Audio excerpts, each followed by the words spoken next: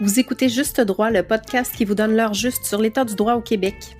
Si vous avez besoin d'informations légales vulgarisées, vous êtes au bon endroit. Je me présente, Mélanie Asselin, avocate. Bienvenue sur cette capsule.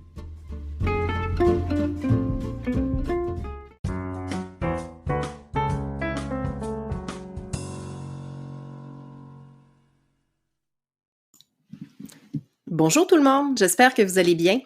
Aujourd'hui, ma capsule porte sur l'exécution ou non des contrats dans les circonstances de la pandémie que nous vivons présentement. Dans les circonstances actuelles, la naissance d'un nombre important de litiges est à prévoir puisqu'un co-contractant pourrait vouloir annuler un contrat pour cause de force majeure. Il pourrait aussi vouloir en renégocier les termes ou en suspendre l'exécution le temps que la pandémie se termine. Il faut savoir que chaque cas doit être analysé selon ses propres faits et circonstances pour pouvoir déterminer si une partie peut effectivement demander une renégociation, une suspension ou même l'annulation du contrat. La première chose à faire est de se référer au contrat signé entre les parties. En effet, certains contrats peuvent traiter de la force majeure et même prévoir une renonciation. Le contrat peut aussi prévoir des situations où la renégociation, la suspension ou l'annulation du contrat sont possibles. Dans tous les cas, le contrat étant la loi des parties, on doit s'y référer avant de faire quoi que ce soit d'autre. Si le contrat est muet ou incomplet, il faut alors se référer à la loi et la jurisprudence. Notre Code civil définit la force majeure comme étant un événement imprévisible et irrésistible. Y est assimilée la cause étrangère qui présente ces mêmes caractères.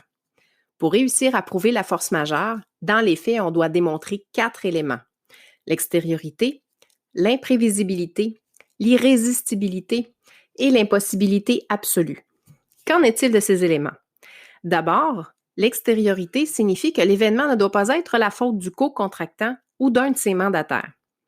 Le deuxième élément, l'imprévisibilité, signifie que l'événement ne doit pas être normalement prévisible au moment de la formation du contrat pour une personne raisonnablement prudente et diligente placée dans les mêmes circonstances. Le troisième élément, l'irrésistibilité, signifie que l'exécution de l'obligation doit être empêchée de manière absolue et permanente.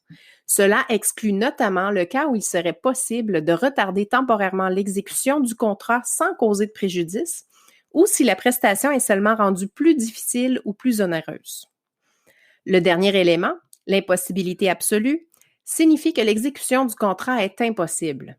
Cela exclut notamment le cas où l'exécution serait possible, mais rendue plus difficile par l'événement sans pour autant qu'elle l'ait rendue impossible.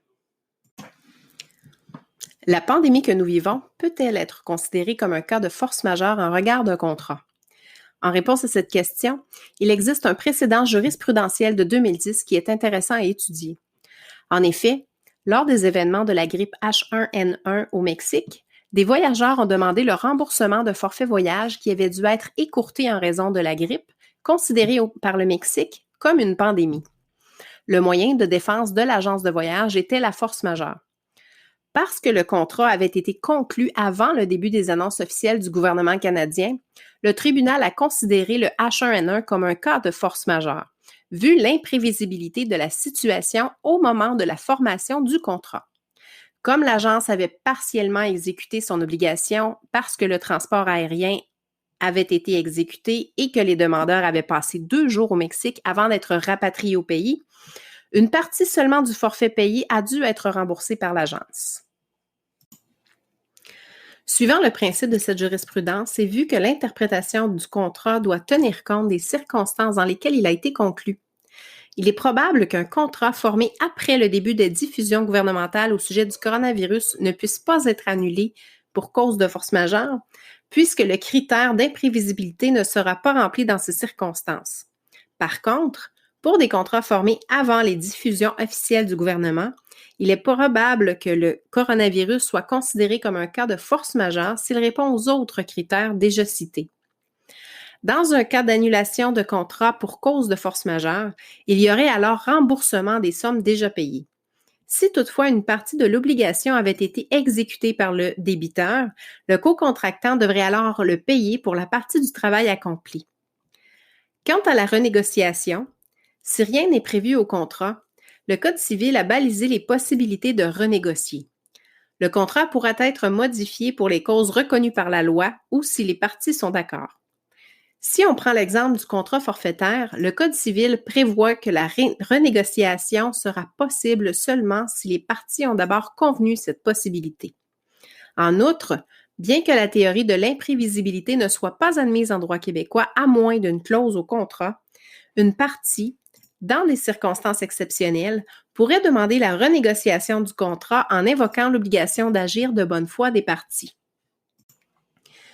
Quant à la suspension temporaire de l'exécution du contrat, si rien n'est prévu dans le contrat, on ne peut pas vraiment se retourner vers la jurisprudence ou la loi québécoise, puisque cette possibilité est absente de notre Code civil et qu'il n'existe que peu de précédents jurisprudentiels, à l'exception de cas en matière de contrat de travail.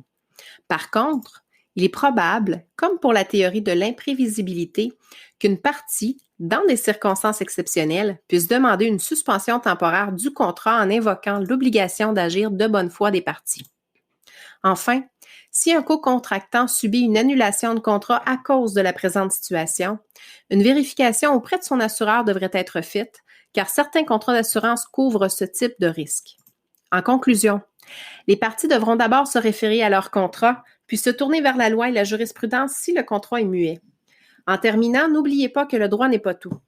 Les co-contractants devraient faire preuve de bonne foi dans la mise en œuvre des contrats et également dans leurs discussions pour trouver des solutions qui conviennent à tous pour éviter les frais importants reliés à une poursuite judiciaire.